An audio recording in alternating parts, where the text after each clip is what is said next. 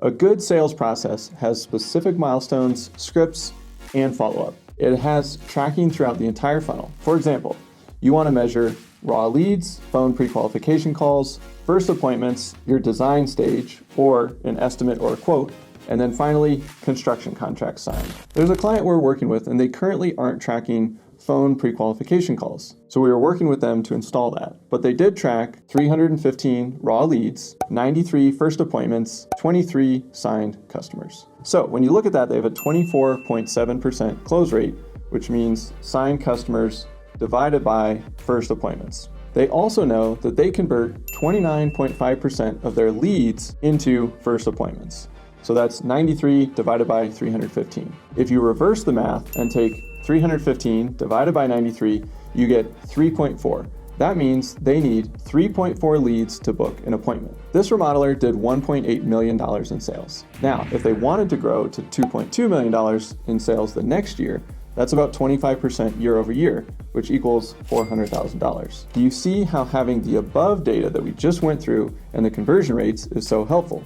First, it allows you to better prioritize your resources. This remodeler has an average job size of $79,478 and a gross margin of 31.64%. What we're going to do is work backwards. They need an additional $400,000. That means they need 5 more jobs at $79,000 to get there. We're going to take the $400,000 divided by their average job size of $79,000.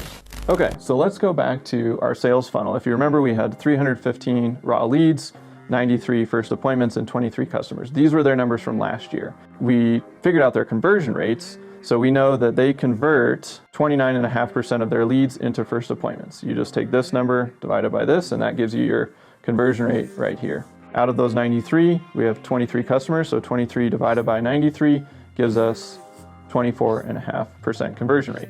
So now we know our funnel here, and we have a couple of options. One is we need this to be 28 customers. That's our goal. We want to add 5 customers this year. We could either move this number up, right? And if we grow that number and these conversion rates stay the same, then this can increase. Or we could say, this is fine. We don't like our sales conversion rates. We want to improve the process here. So let's walk through the marketing side. To get to our number of leads needed to hit our goal, we know that we need to first divide 23 by 315. So if you do 315 divided by 23, you'll get basically 13 and some change, or 14 leads equals 1 customer. So again, you can figure this out by taking the raw number of leads that you got for a 1-year time span, divide it by the number of customers that you have, and that will basically give you how many leads you need to land a new customer. And then we know we want this to be 28, so we need 5 more projects. So we're going to take 5 projects times 14 leads, and now we know we need 70 more leads on top of the 315 that we got from last year. And so if you wanted to go down the marketing path for hitting your goal here, you would look at your marketing channels and say, how do I get 70 more leads? What am I going to increase on the marketing side to get there? Second option is to look at sales and say, okay, 315 leads, we're getting good lead flow, but we're really not booking enough first appointments out of these leads. I'm going to do some training with the people that are doing our phone pre-qualification and see if we can ratchet up our first appointments. You can also look at how you're running these first appointments and see if you can close more customers. So you might not have a strong presentation, maybe you don't have collateral, maybe you don't have a good value proposition. This isn't a bad close rate, but maybe through some improvements, you could get that to say 30%. And 30% of 93 appointments also gets you to 28 customers. And so that would be another way to hit your goal. And that would just be improving 1 conversion rate from first appointment to customer. You could work on all of these, although what I found in my experience is that you typically, if you work on all of them, then you don't make much improvement. So my suggestion would be either just focus on hitting the marketing goal or focus on improving the sales conversion rates, and that will get you to your goal.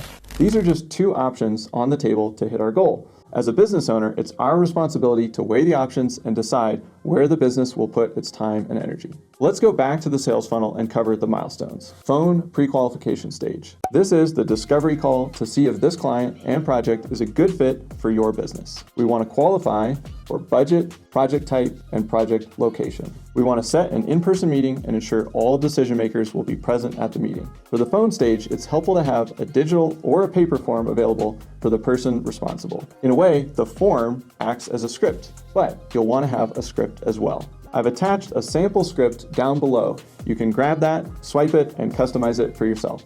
After you've booked the first appointment, I recommend sending some pre-meeting education documents, videos, and follow-up. These could be links to project spotlights on your website that line up with the project that they're considering. Send a process video. Send an introduction to their project consultant, and then a reminder the day before and a couple of hours before. That brings us to the first appointment stage. The goal of this meeting is to really understand why the homeowner wants to move forward with this project and what's driving their desire to do so. Once you've discussed their project details and desires, you can transition to walking through the process and outlining next steps. Again, I've got a sample script for you down below. Just click the link below this video and you can customize it for your own business. Next up, we have the design contract or the estimate or quote stage. Once you've entered into design, you should be 95 to 100% of the way there. You'll design and deliver the final product as well as outline the construction project budget, timeline, and process. Overall, the goal is to present something that reflects their vision and budget while demonstrating your expertise. Finally, we've got the closed won or signed construction contract stage. We have the last milestone, a signed project.